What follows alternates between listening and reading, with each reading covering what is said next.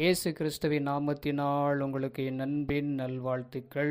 இந்த நாளில் இந்த வேளையில் கர்த்தருடைய வார்த்தையை பகிர்ந்து கொள்வதனால நான் கர்த்தரை ஸ்தோத்தரிக்கிறேன்.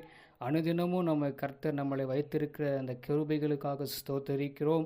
அது மாத்திரமில்லை, இந்த நாளில் கூட ஒரு வசனத்தை நம்ம தியானித்து அதற்காக நம்ம ஜெபம் பண்ணணும். என்ன வசனம்னு சொல்லி பார்க்கும் பொழுது சங்கீதம் 119 அதிகாரம் 9வது வசனம், வாலிபன் தன் வழியை எதனால் சுத்தம் பண்ணுவான், முது வசனத்தின்படி தன்னை காத்து கொள்வதுதானே.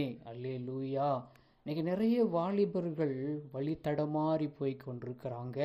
நம்ம கண் முன்னாடி இருக்கிற வாலிப தம்பி தங்கச்சிகளை பாருங்கள். இன்றைக்கி ஏதோ தெரியல, அவங்க எடுக்கிற வழி தான் இன்றைக்கி சரியான வழி, அவங்க போகிற வழி தான் சரியான வழின்னு சொல்லி இன்றைக்கி அவங்களே தன் வழியை என்ன பண்ணுறாங்க, அப்படியாய் கரைப்படுத்தி கொள்கிறாங்க. இன்றைக்கி வாழ்க்கையே என்னவோ தலைகீழாய் மாறிக்கொண்டிருக்கிறது.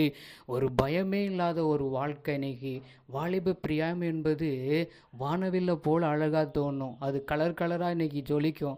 ஆனால் அதுவே வயதாகும் பொழுது என்னாக தெரியும். அதை யோசிக்க பார்க்கும் பொழுது என்னுடைய வாலிபத்தை நான் என்ன பண்ணிட்டேன், வீணாக செலவழித்துட்டேன்னு சொல்லி அதை கஷ்டப்படுவதை காட்டிலும் அப்படியா நம்ம பயந்து நடக்கிற பிள்ளைங்களாக இருக்கணும். நம்முடைய பெற்றோர்களுக்கு கீழ்ப்படியாமல் இன்றைக்கி எத்தனை பிள்ளைகள் இன்றைக்கி வழித்தடமாறி போகிறாங்க. வாழ்க்கையே அவங்க சீரழித்து கொள்கிறாங்க. தன்னுடைய வாழ்க்கையை அவங்க தீர்மானிக்கிறாங்க. அந்த காலத்திலலாம் ஒரு பயம் வரும், ஒரு பயத்தோடு இன்றைக்கி வாழ்ந்த வாழ்க்கை உண்டு. ஆனால் இப்பொழுதெல்லாம் தைரியமாகவே அப்படி நடந்து கொள்கிறத பார்க்க முடியும். ஒரு பயமே இல்லை. யார் என்ன செய்ய முடியும், எனக்கு இருக்கிற வழியை நான் என்ன பண்ணுவேன், தேர்ந்தெடுத்துட்டு போகிறேன்னு சொல்லி இன்றைக்கி நிறைய வாலிபர்கள் போய் தேர்ந்தெடுத்து வழியை தாறுமாறாக்கி கொண்டிருக்கிறார்கள்.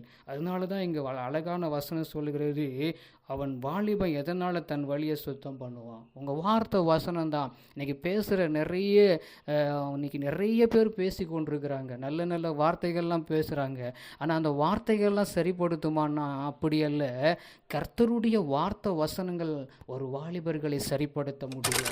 அந்த வார்த்தை தான் அது உயிர் உள்ள வார்த்தையாக இருக்கிறது. இந்த வார்த்தை வசனம் தான் ஒரு மனுஷனையும் ஒரு வாலிபனையும் சுத்தப்படுத்த முடியும். அதனால தான் அழகாக சொல்கிறது, வாலிபன் தன் வழி எதனால் சுத்தம் பண்ணுவான்னா உம்முடைய வசனத்தின்படி தன்னை காத்து கொள்வதனால. அந்த வசனத்தை பிடித்து கொண்டு அதை காத்து கொள்ளணும், தன் வழியை காத்து கொள்ளணும். ஆண்டவர் கொடுக்குற வார்த்தைகளை அனுதினமும் நம்ம தியானிக்க கர்த்தர் நம்மோடு கூட இடைப்படுவார். நீ இப்படி நடு, இப்படி போக்குன்னு சொல்லிட்டு. ஆனால் அதை விட்டுட்டு தன்னுடைய வழியும் தன்னுடைய நண்பர்களுடைய ஆலோசனையும் கேட்டு இன்றைக்கி வாழ்க்கையை சீரழிக்கிற எத்தனை வாலிப தம்பி தங்கச்சிகள். இதை நினைத்து நம்ம ஜெபம் பண்ண வேண்டும். நமக்கு இருக்கிற பக்கத்தில் எதிரில் சுற்றி இருக்கிற நம்ம கண்ணுக்கு முன்னாடி தெரிகிற எத்தனை வாலிப பிள்ளைகள் நீங்கள் வழித்தடை மாறி போய் கொண்டிருக்கிறார்கள். அவர்களுக்காக நம்ம ஜெபம் பண்ணுவது நம்முடைய கடமை அல்லவா?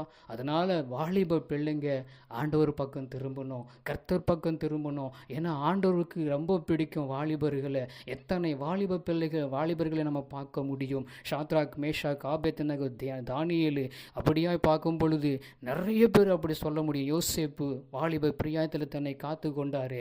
அந்த வாலிப பிரியாயத்தில் தன்னை காத்து கொண்டது போல இன்னைக்கு அநேக வாலிபர்கள் காத்து கொள்ளணும்னு சொல்லி நம்ம ஜெபம் பண்ணணும். அப்படியா ஜெபம் பண்ணுவோம். எங்கள் கிருபையா நேசிக்கிற எங்கள் அன்பின் நல்ல தகப்பனே, எங்கள் தேசத்தில், எங்கள் தெருவில், எங்கள் வீதியில், எங்கள் மாநிலத்தில் தகப்பனே, எங்கள் வீட்டு அருகில் இருக்கிற ஒவ்வொரு வாலிப பிள்ளை தம்பி தங்கச்சிகளை தொடும். இன்றைக்கி வாழ்க்கை என்கிற வழியை தடமாறி கொண்டு போய் கொண்டிருக்கிறது. கரையுள்ள வாழ்க்கையாக இருக்கிறது.